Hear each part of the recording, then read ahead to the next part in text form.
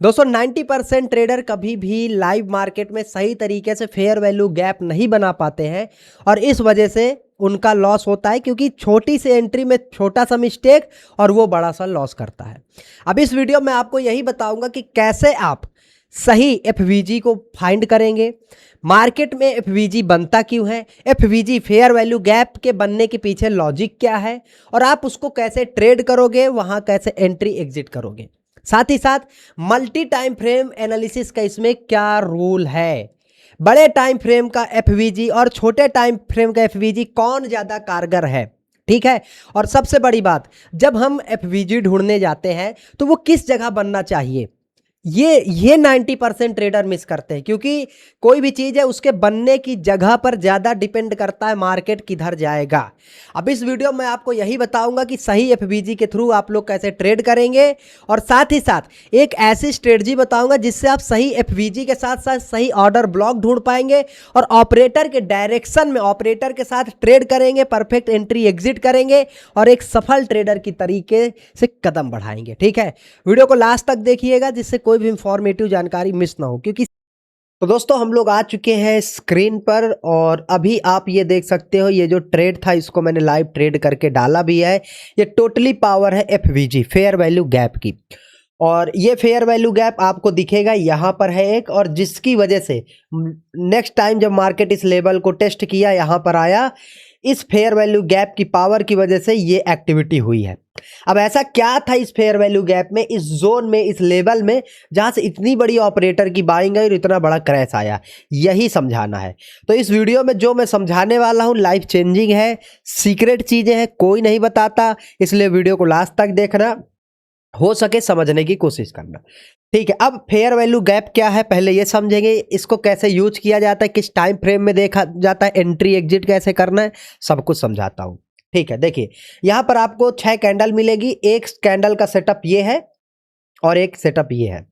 अब ये fair value gap मैं आपको समझाता हूं। सबसे पहले ये होता क्या है, देखिए जब किसी ट्रेंड कंटिन्यूएशन में कि कभी भी या रिवर्सल भी आप बोल सकते हो, जैसे मार्केट नीचे आ रहा था और रिवर्सल के बाद जब मार्केट कोई ग्रीन कैंडल बनाता है, उसके बाद एक और ग्रीन कैंडल बनाता है और उसके बाद एक और ग्रीन कैंडल बनाया, ये 3 कैंडल बन गई। बट यहां पर अगर आप देखेंगे, ये जो नीचे वाली पहली कैंडल है और ये जो तीसरी कैंडल है बीच वाली, इसको हटा देते हैं, इसमें और इसमें बीच में अभी कितना स्पेस है मानेंगे। ये कैंडल का लो अगर आप ले रहे हैं और इस ये नीचे वाली कैंडल का हाई ले रहे हैं, तो बीच में ये स्पेस है, ये हमारे लिए एक फेयर वैल्यू गैप है। अब ये जरूरी नहीं है कि आप रिवर्सल के बाद ही इस तरीके का आपको कहीं बीच में फेयर वैल्यू गैप बने, ये ट्रेंड कंटिन्यूएशन में भी बन सकता है, समझ रहे हैं। मतलब मार्केट जा रहा था, यहां पर कहीं फेयर वैल्यू गैप बन गया, या फिर मार्केट नीचे आया, जब घूमा तो फिर यहां से एक फेयर वैल्यू गैप बना करके गया। बट ये 3 कैंडल्स का सेटअप होता है, जिसमें एक बॉटम वाली कैंडल और तीसरी एक कैंडल को छोड़कर जो तीसरी कैंडल होती है उसके बीच में कोई कांटेक्ट नहीं होता है, टोटली गैप होता है। अब वो कैसे, जैसे यहां देखिए, अगर इस कैंडल को जोड़ेंगे तो इसकी बिग भी तो जोड़ेंगे, तो अगर हम बिग को एक लाइन में मान के चलते हैं इस तरीके से, हम लोग, मैं समझाता हूं, देखते जाइए। ये हमने मार्क कर लिया और फिर उसके बाद इस वाली को भी तो देखेंगे और इसकी भी। तो यहां पर क्या है कि फेयर वैल्यू गैप कहां है, इतना छोटा सा है। और अगर मान के चलिए अभी तो हमारे पास कुछ स्पेस मिला, अगर इस तरीके से हैमर बनी रही हो तो बीच में नो फेयर वैल्यू गैप, कोई फेयर वैल्यू गैप नहीं है। बट सबसे अच्छा फेयर वैल्यू गैप वही है जिसमें कोई विग ना हो, कोई विग ही ना हो, बीच में स्पेस हो टोटली, ये हमारे लिए एक इंपॉर्टेंट फेयर वैल्यू गैप बन जाता है। अब ये बनता क्यों है, सबसे इंपॉर्टेंट तो ये है समझना क्यों बनता है। देखिए सबसे पहली चीज, जब मार्केट में किसी लेवल पर, किसी भी लेवल पर एक स्ट्रॉन्ग इंपल्सिव मूव आना होगा या जहां पर बड़ा पैसा लगता है, स्ट्रॉन्ग बाइंग आती है, ठीक है, वहां पर ऑपरेटर एक्चुअली में इतने ऑर्डर फिल करता है, ऑपरेटर इतने ऑर्डर डाल देता है कि ऑर्डर ज्यादा आने की वजह से डिमांड क्रिएट हो जाता है। और जब डिमांड क्रिएट होता है तो ये प्राइस जो है वो पंप करता है, प्राइस भगता है। क्योंकि देखिए सिंपल सी बात है, यहां पर अगर ये लेवल है, ये लेवल है, यहां पर ऑपरेटर ने ढेर सारा बाइंग का ऑर्डर डाल दिया, ढेर सारा बाइंग का ऑर्डर डाल दिया, उसको इस जोन पर खरीदना है, बट सामने सप्लाई उतनी नहीं है, तो इससे होगा क्या, ये प्राइस पंप करेगा, ये प्राइस पंप किया। अब जब ये प्राइस पंप करेगा तो ज़्यादा ऑर्डर की वजह से होने की वजह से यहाँ पर एक गैप बनता हुआ जाएगा। इस जोन में क्या होगा, एक गैप बनेगा। क्यों? क्योंकि मार्केट को नीचे आने का मौका ही नहीं दिया गया। मार्केट का एक भी प्राइस का एक भी ये कह सकते हैं एक भी कैंडल को नीचे इस तरीके से आने का मौका ही नहीं दिया गया। बस जहां से ओपनिंग हुई वहीं से ऊपर जाकर क्लोज, यहां ओपनिंग हुई ऊपर ले जाकर के क्लोज, तो ये एक स्ट्रॉन्ग बाइंग होती है। ठीक है, तो और ये हमें सबसे पहली बात तो यही बता रही है कि यहां पर ऑपरेटर की सीक्रेट बाइंग थी। अब क्या हम इसमें ट्रेड करेंगे फ्यूचर में? बिल्कुल, हमने ये मार्क कर लिया कि हमारे लिए ये एक प्रॉपर एफवीजी है। हम इसको इस तरीके से इस जोन को ऐसे मार्क कर लेंगे। ठीक है, ऐसे हमने मान के चलिए ऐसे मार्क कर लिया ये कैंडल के रेंज को। ठीक है, एफवीजी को, ये कैंडल ऐसे में थोड़ा सा, ठीक है, इस रेंज को मार्क कर लिया। और मार्केट जब इस जोन पर फिर से आएगा, तो वो जो ऑलरेडी पहले के ऑर्डर पड़े हुए थे जिसकी वजह से ये पंप आया था, वो ऑर्डर फिर से ट्रिगर होंगे और अगेन यहां से एक पंप आने की प्रोबेबिलिटी है।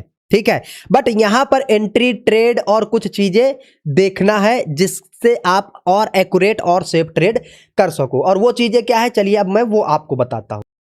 अब जैसे आप देखिए, मैंने एफवीजी किस टाइम फ्रेम में देखा या फिर लेवल किस टाइम फ्रेम में देखा, 5 मिनट में। ठीक है, अगर आप ये बड़े टाइम फ्रेम में देखेंगे ज़्यादा अच्छा रहेगा। ठीक है, मैं समझाता हूँ कैसे। मैं 1 मिनट में या 3 मिनट में अगर एंट्री करता हूँ तो 5 मिनट 15 मिनट में एफवीजी या ऑर्डर ब्लॉक या डिमांड या लेवल बनाता हूँ। समझ में आया?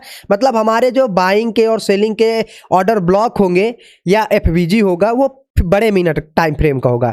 इससे होगा क्या कि आपके पास एक रेंज आप होगा मोशन मूव करने के लिए मार्केट के, और वहां पर लिक्विडिटी क्रिएट करने के लिए मार्केट में स्पेस होगा। आप बोलोगे यार क्या बोल रहा है, आगे समझाता हूँ, डोंट वरी।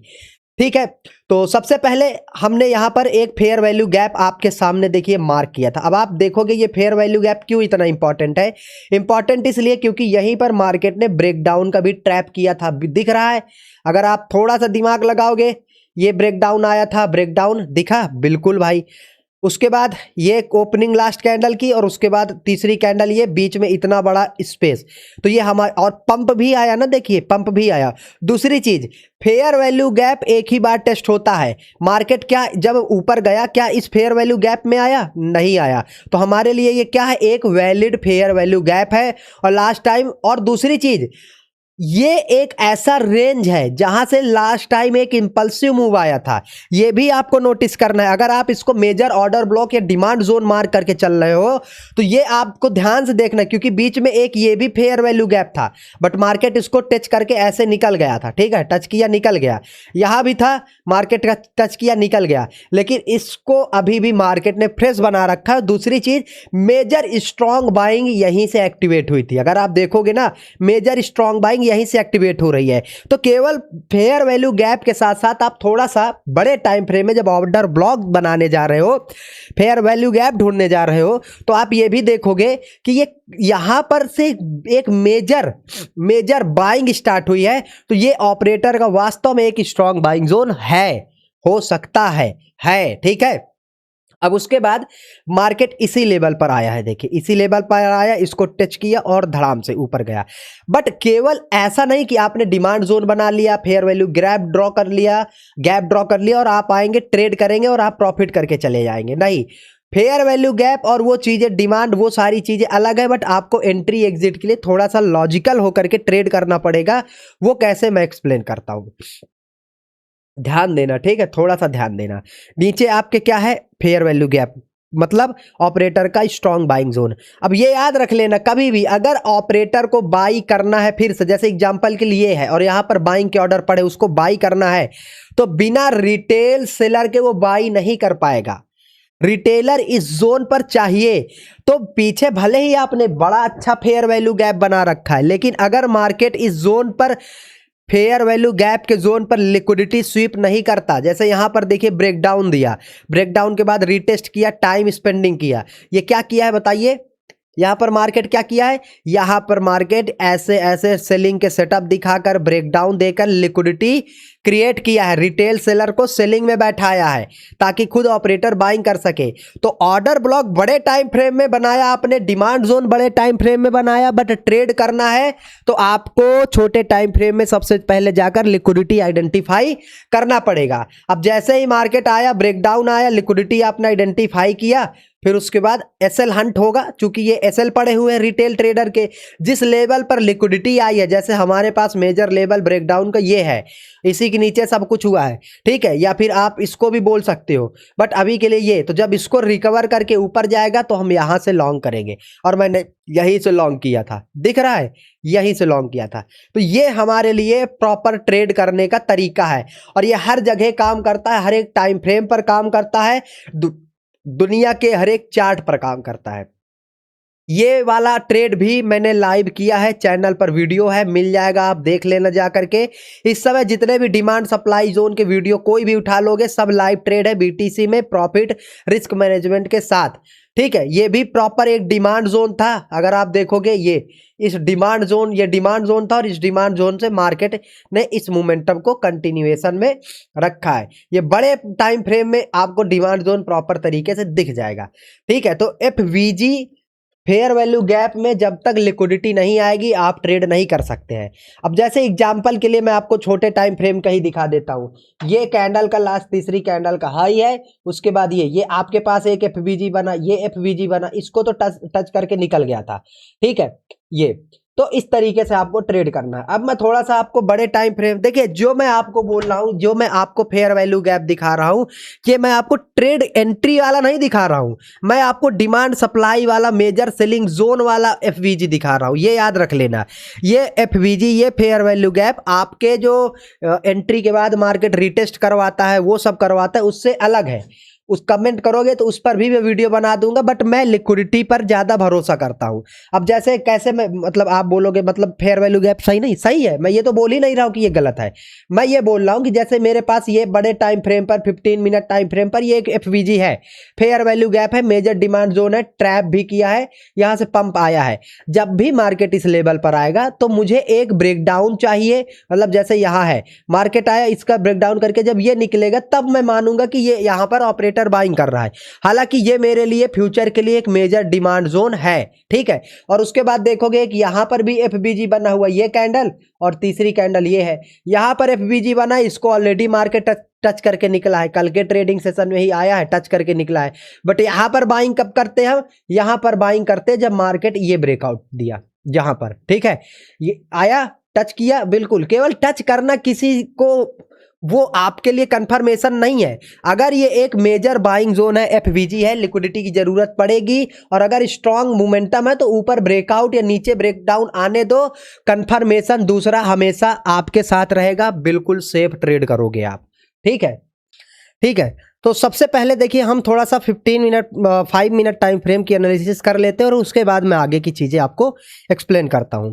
तो सबसे पहले आपको पता होगा हम लोग डिमांड सप्लाई जोन पर ज़्यादा फोकस्ड होते हैं, और अगर आप देखोगे लास्ट इंपल्सिव मूव जो अभी फ्रेश है, ठीक है, जैसे ये लेवल थे ऊपर के, इनको मार्केट ऑलरेडी टेस्ट कर चुका है 2-3 बार, तो अब उनमें कुछ बचा नहीं। इनके नीचे कौन सा लेवल है, ये वाला देखेंगे, आप बोलोगे इसको एक मेजर डिमांड जोन है, पहली बात तो ये। और दूसरी बात, अगर आप देखोगे ये एक एफवीजी फेयर वैल्यू गैप है, मतलब इम्बैलेंस क्रिएट हुआ है यहाँ पर। इम्बैलेंस किसी भी जोन पर एफवीजी तभी क्रिएट होता है जब ऑपरेटर्स की पोजीशनें होती हैं, क्योंकि तभी इतना बड़ा एसएल हंटिंग वो करवाता है कि मार्केट इम्बैलेंस क्रिएट कर करके ऊपर जाता है। तो ये एक ऐसा डिमांड जोन है जहां ऑलरेडी इम्बैलेंस क्रिएट हुआ है, और ऐसा नहीं कि खाली इम्बैलेंस क्रिएट हुआ है, इस जोन पर अगर आप अच्छे से देखोगे मार्केट लिक्विडिटी का ट्रैप भी लेकर के गया, रिटेल सेलर्स को सेलिंग में बैठाया था, ठीक है। तो ये मेरे लिए एक मेजर डिमांड जोन है, जो जिसमें मुझे पहला तो एफवीजी भी मिला है, ट्रैप भी हुआ है, और लास्ट स्विंग भी है इम्पल्सिव मूव का। तो ये मेरे लिए एक मेजर एफवीजी वाला जोन हो गया। बड़े टाइम फ्रेम में कहने का मतलब ये है, मैंने बड़े टाइम फ्रेम में एफवीजी ढूंढ लिया, फेयर वैल्यू गैप ढूंढ लिया, ऐसे जोन से जहां से मार्केट में एक अच्छा फ्रेश बाइंग आया था। हम उसको ऑर्डर ब्लॉक बोलेंगे, डिमांड बोलेंगे, लोग सपोर्ट बोलते हैं, बट ये मेरे लिए ऑपरेटर का बाइंग जोन होगा, जिसको मैं डिमांड बोलूंगा। अब मुझे पता है कि ऑपरेटर की बाइंग जोन है, तो मुझे भी यहां से बाई करना है, बट एक शर्त पर, एक शर्त पर कि आंख बंद करके बाई नहीं करना। अगर ये ऑपरेटर का बाइंग जोन है तो मैं केवल ये नहीं देखूंगा कि मार्केट इसको छुआ है तो चलो बाई कर लेता हूं, नहीं, आंख बंद करके मुझे यहां बाई नहीं करना है। अब मैं थोड़ा सा 1 मिनट टाइम फ्रेम पर आता हूं और 1 मिनट टाइम फ्रेम में इसकी साइकोलॉजी समझता हूं, क्योंकि साइकोलॉजी समझना बहुत जरूरी है। अब हमारी एनालिसिस क्या है कि ये एफवीजी गैप है, ठीक है, फेयर वैल्यू का ये जोन है, डिमांड जोन है, यहां ऑपरेटर बाई करता है, ठीक है। अब एक बात बताना, अगर यहां पर फिर से ऑपरेटर आया है और उसको बाई करना है तो बस एक बेसिक सी चीज समझ लीजिए कि उसको लिक्विडिटी लगेगी, और ऑपरेटर के होने का सबसे बड़ा प्रूफ ही है कि लिक्विडिटी होगी तभी ऑपरेटर आएगा।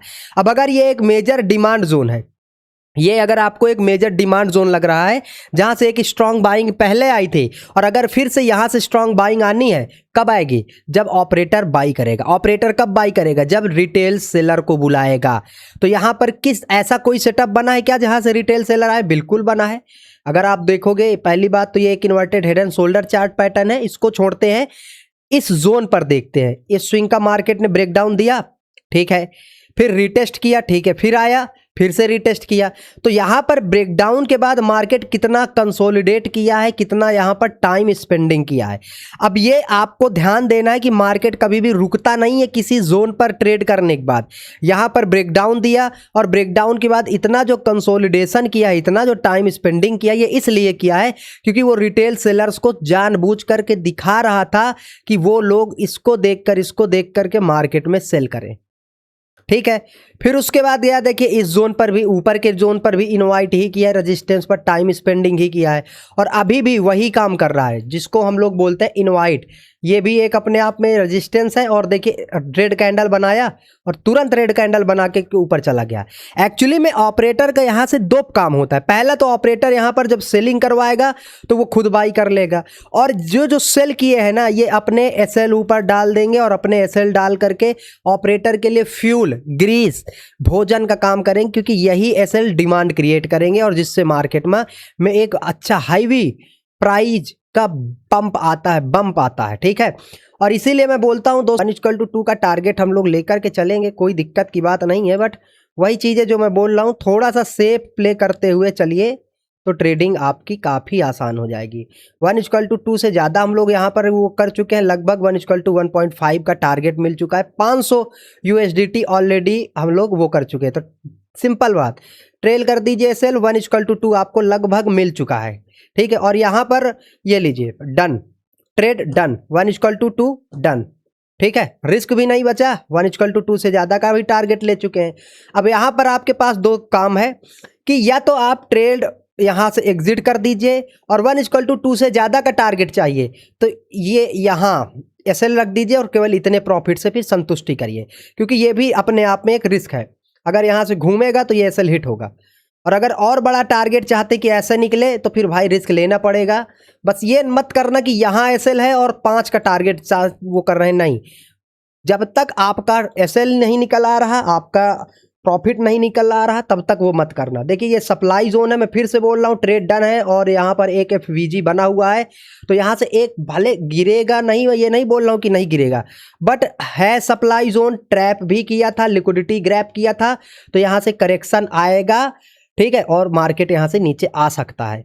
तो 1:2 का आपको टारगेट आपने देखा, हम लोग ग्रैब कर चुके हैं 1:2 का बढ़िया टारगेट, ठीक है। तो अब धीरे धीरे देखते जाइए क्या होता है। हालांकि ये ट्रेड डन है, ठीक है, ट्रेड को डन समझना, ये मत सोचना कि एसएल हिट हो जा रहा है या वो हो जा रहा है, नहीं, ट्रेड को डन समझना। बस आप ये सोचो कि मैं क्यों बोल रहा हूँ ट्रेड डन, क्योंकि अपना ये एक रिजेक्शन जोन है, ठीक है, मैं डर के नहीं बोल रहा हूँ, ये रिजेक्शन जोन है। लास्ट टाइम कहीं ना कहीं यहाँ से एक ब्रेकआउट फेलियर का ट्रैप बना था, यहाँ से ये ब्रेकआउट फेलियर का ट्रैप बनाकर के गिरा था, तो यहाँ पर अभी भी वो सेलर एक्टिवेट हो सकते हैं, भले ही मार्केट ना गिरे, लेकिन वो एक्टिवेट होंगे तो आपका प्रॉफिट खाएंगे, ठीक है। इसलिए मैंने ट्रेड को खुद ही डन कर दिया, कोई ट्रेलिंग एसएल नहीं किया, क्योंकि 1:2 लगभग 500 USDT का अपन को मिला था, उसमें मैंने बुक कर दिया।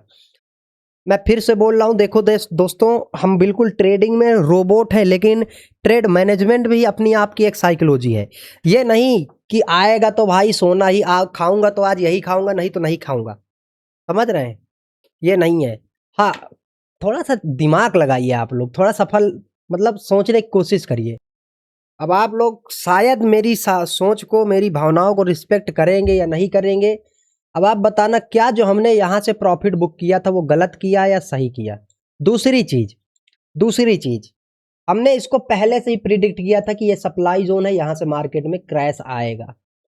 ये मैं ये नहीं बोल रहा हूँ बहुत बड़ा ट्रेडर हूँ, बहुत बड़ा ये हूँ वो नहीं हूँ।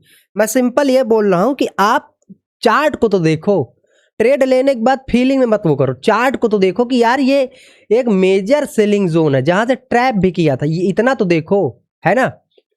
इसको अवॉइड नहीं कर सकते हैं, भले ही वो डिमांड से आया बीजी, वो ऐसे करके जाएगा, बाद में जाएगा, जब जाएगा तब बाई कर लेंगे। अभी हमारे पास ये बाइंग जोन है, इसमें आने दो, यहां से बाई कर लेना। बट जबरदस्ती के ट्रेड और फोर्स से ट्रेड नहीं लेने आपको, ये याद रख लो। तो दोस्तों, आपके सामने है, मेरे मुंह पर मार्केट ने मारी है अच्छी खासी लात, और आप बोलोगे कि भाई तू तो गधा आदमी है, तू तो ये हो गया, तू तो वो हो गया। ठीक है, मैं मानता हूं कि मैं एक नंबर का गधा हूं और बेवकूफ़ भी हूं, लेकिन कुछ आपको मैंने बताया था कि मैं अगर फिर से बाइंग करना है तो वो इस लेवल पर आकर हम लोग बाइंग करेंगे, है ना। मैंने ये तो नहीं बोला था कि यहाँ से हमें सेल करना है, नहीं, सेलिंग के बारे में मैंने नहीं बोला था। मैंने ये बोला था यहाँ से करेक्शन कर सकता है, इसलिए हम लोगों ने एग्जिट कर लिया था ट्रेड। और मैं बोलता हूँ कि मैं गांडू आदमी हूँ, एक नंबर का गधा हूँ। भाई भाई अब देखो, ये सब देख के बहुत बुरा लगता है यार। होता है यार, कभी कभी ऐसा होता है भाई, होता है। ठीक है, एक्सेप्ट करो, अब क्या कर सकते हैं भाई, क्या कर सकते हैं यार। ठीक है, अब देखो ये पंप किस जगह से आया, वही बेसिक डिमांड, सप्लाई, लिक्विडिटी, ये वो, है ना। हालांकि हमने सेल नहीं किया, भले ये सप्लाई जोन था, बट हमने जो जो होना था हमने उतना प्रिडिक्ट किया और उसके अकॉर्डिंग हमने वो किया। आज कोई न्यूज होगी शायद, इस वजह से मार्केट ये पंप आए, क्योंकि इतना बड़ा पंप बिना न्यूज के नहीं आता है। ठीक है, ओ भाई फट गया यार, मार्केट फट गया। इस तरीके का मोमेंटम आपने सीख लिया कैसे ट्रेड करना है। इसीलिए मैं बोलता हूँ लिक्विडिटी का कॉन्सेप्ट कभी फेल नहीं होता भाई भाई। वे यार, देख लो भाई, देख लो यार, तकलीफ होती है भाई, बुरा लगता है, दिल से बुरा लगता है साला यार। देख लो कितने पॉइंट में हम लोग एग्जिट किए थे। यहाँ की बाइंग थी 144 पॉइंट के, 150 पॉइंट में एग्जिट किया था, और उसके बाद गया कितना, ये 600 पॉइंट गया भाई, 1:10 20 का टारगेट दे करके गया।